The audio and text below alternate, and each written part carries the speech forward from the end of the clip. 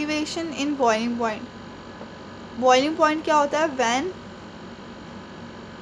The temperature at which vapour pressure is equal to atmospheric pressure या external pressure is called boiling point.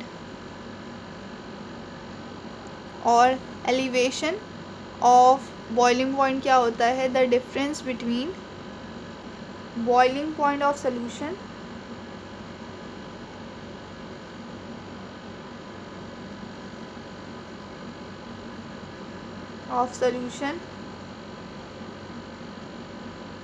and that of pure solvent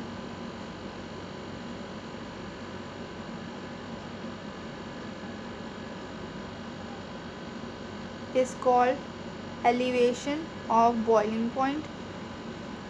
The difference between boiling point of solution or boiling point of pure solvent is called elevation of boiling point. और boiling point क्या होता है? Vapor pressure is equal to external pressure at that temperature is called boiling point. Molar elevation constant या एब्लिस्कोपिक constant क्या होता है? सबसे पहले तो इसकी डेफिनेशन लिखनी ज़रूरी है, ये एमसीक्यूज़ के लिए इम्पॉर्टेंट है। एमसीक्यूज़ में पूछ सकते हैं कि मोलर एलिवेशन कांस्टेंट का दूसरा नाम क्या है, ऑप्शन दे सकते हैं। तो आपने एब्लिस्कोपिक कांस्टेंट पे टिक करना है। तो इसकी डेफिनेशन है when 1 mole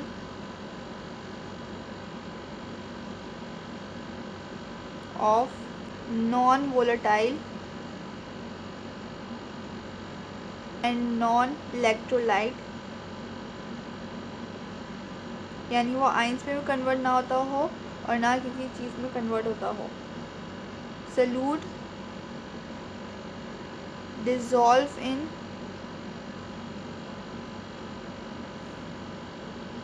1 kg of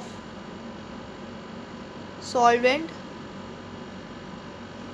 call molar elevation constant और molar boiling point elevation constant, और इसको रिप्रेजेंट करते हैं के बी से। अभी मैं आपको ड्राइव करके बताती हूँ।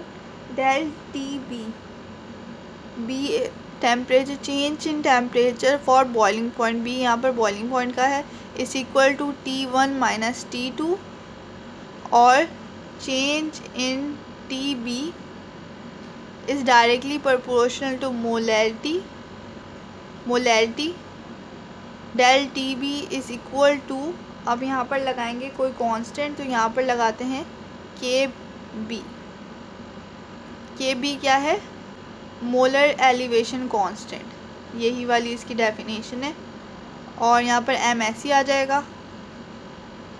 अब इसे इक्वेशन नंबर 1 नाम दे देते हैं। और के ए डिपेंड करता है नेचर ऑफ सॉल्वेंट और इंडिपेंडेंट होता है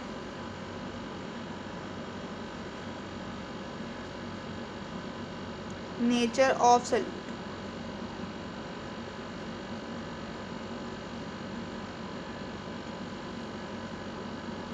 के ए। अब हमने मोलैरिटी क्या होती है हमारे पास? मोलैरिटी हमारे पास होती है moles of solute divided by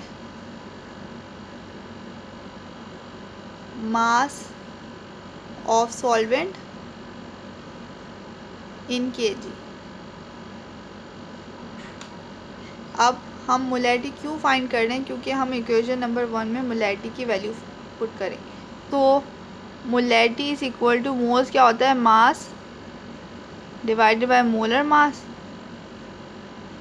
whole divided by यहाँ पर मास ऑफ सॉल्वेंट लेंगे, मगर हमें केजी नहीं चाहिए, हमें केजी बिगर यूनिट है, इसलिए हम इसे ग्राम्स में पुट करेंगे। ग्राम्स, केजी को ग्राम में कन्वर्ट करने के लिए डिवाइडेड बाय 1000 करते हैं। जब भी हमने यहाँ पर 1000 से डिवाइड कर दिया, और ये क्या है? सॉल्यूट का मास है, और मोलर मास ये किसका है? ये भी सॉल्यूट का है, मोलर मास। सो हम सॉल्यूट को रिप्रेजेंट करते हैं 2 से और सॉल्वेंट को रिप्रेजेंट करते हैं 1 से। तो यहाँ पर मास 2 आ जाएगा और मोलर मास 2 आ जाएगा। डिवाइडेड बाय सॉल्वेंट को रिप्रेजेंट करते हैं 1 से, डिवाइडेड बाय 1000। अब यहाँ पर जब इसे मल्टीप्लाई करेंगे तो ये ऊपर 1000 आ जाएगा और W1 नीचे। W2 divided by M2 multiply by 1000 divided by W1 which is equal to molarity. Molarity find कर ली। अब हमने इक्वेशन थी del T B is equal to K B M. अब इक्वेशन नंबर 1 थी, इस पुट इन इक्वेशन नंबर 1 करेंगे, put in 1। सो हमारे पास आ जाएगा del T B as it is equal to K B. यहाँ पर मोलैरिटी की जगह क्या पुट करेंगे हम, W2 divided by M2 multiply by 1000 divided by W1। अब मैंने आपको बोला था कि हम कोलिगेटिव प्रॉपर्टी में हम हर जगह M2 की वैल्यू फाइंड करते हैं, तो इसे रीअरेंज कर लेते हैं। पहले मैं इसे प्रॉपर लिख लेती हूँ, फिर उसके बाद इस क्रॉस मल्टीप्लाई करेंगे। फिर del T B is equal to K B W2 1000 divided by M2 W1। अब यहाँ पर 1 क्रॉस मल्टीप्लाई करते हैं। अब del T B M2 W1 is equal to K B W2 1000। हमने M2 की वैल्यू फाइंड करनी है, तो ये दोनों यहाँ पर क्या हो रहे हैं, मल्टीप्लाई, उधर जाके क्या हो जाएंगे, डिवाइड। तो M2 is equal to K B divided by del T B multiply by W2 divided by W1 multiply by 1000। ये इसका आसान मेथड है to remember. K B multiply by W2 और divided by W1 multiply by 1000। अब हम इसकी third property की तरफ चलते हैं।